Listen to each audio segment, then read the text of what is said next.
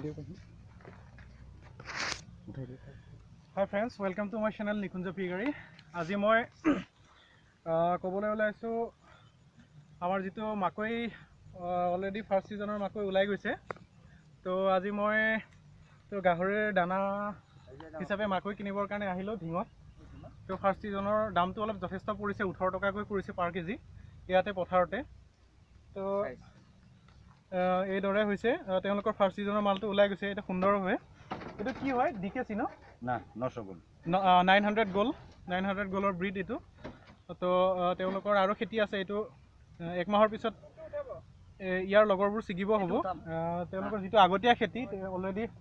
এটো পেকিং হৈ গৈছে আমি এটো দানাৰ কাৰণে নিম তো আমি বেছি পোৱা নাই 2 টন মান মাত্ৰ পালো মাকৈ তো এজন খেতিয়কে ফাৰ্স্ট ওলাইছিল আপোনাৰ নামটো কৈ দিয়ক আজিজুল হক তেখেতে ফাৰ্স্ট এইখিনি অঞ্চলৰ ভিতৰত প্ৰডাকশন কৰিছে মিজ তো সুন্দৰ হৈছে গুটি দানাবিলাকো যথেষ্ট পৰিমাণে শকত হৈছে তো ফ্ৰেছ মাকৈ তো আমি যদি এইদৰে গাহৰি খাও তেনেহলে নিশ্চয় আমাৰ গাহৰি ভাল গ্ৰোথ পাম বুলি আশা কৰিব পাৰিছো তো আপোনালোকে দেখিব পাইছে ইয়াতে যিমান বিভিন্ন ধৰণৰ এটো সৰ চাপৰি অঞ্চলত খেতি কৰিছে ইটো সাইডে দেখিব পাইছে ইয়াতো মাকৈ আছে 1 বিঘা মই ক্যামেৰাই জুম কৰালৈকে জুম কৰি দেখাব চেষ্টা কৰিছো ইয়াতে আছে এটো ইয়াতো আছে 1 বিঘা মান তাৰ পিছত এটো যেহেতু সৰ চাপৰি অঞ্চল যথেষ্ট ৰাস্তা পদূলি বেয়া তথাপিও মই দুইটা উদ্দেশ্যলৈ আহিলে প্ৰথম কথা হল মোৰ দানাটো মই কালেকচন কৰিলো ইয়াৰ পৰা মাকৈ আৰু সেকেন্ড কথা মই আপোনালোকৰ কাৰণে খেতিটো দেখাব পাৰিছো ইয়াতে দেখিছে ইও মাকৈ হয় তো যথেষ্ট পৰিমাণে এওঁলোকে কষ্ট কৰে ইয়াতে সৰ চাপৰি অঞ্চলত ধিঙৰ পৰা যথেষ্ট দূৰত হয়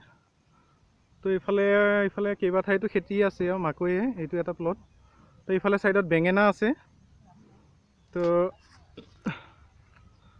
আৰু এখন আমাৰ বলেৰো পিকআপখন লোডিং হৈ আছে তো আমি তিনজন লৰাই আজি নিলোহি মাকৈ তো ফাৰ্স্ট সিজনৰ মাকৈ কাৰণে আমি নিবলগীয়া হল যেহেতু এতিয়া বজাৰত যথেষ্ট পৰিমাণে দাম হৈ আছে মাকৈ আৰু বজাৰত মাকৈ পাবলৈ নাই তো আশা কৰো 1.5 মাহৰ পিছত দামো কমিব 10-12 টকা কেজি হ'ব আৰু মাকৈ আপোনালোকে যথেষ্ট পৰিমাণে পাব তো থ্যাংক ইউ বন্ধুসকল আজি মোৰ ভিডিওটো ইমানেই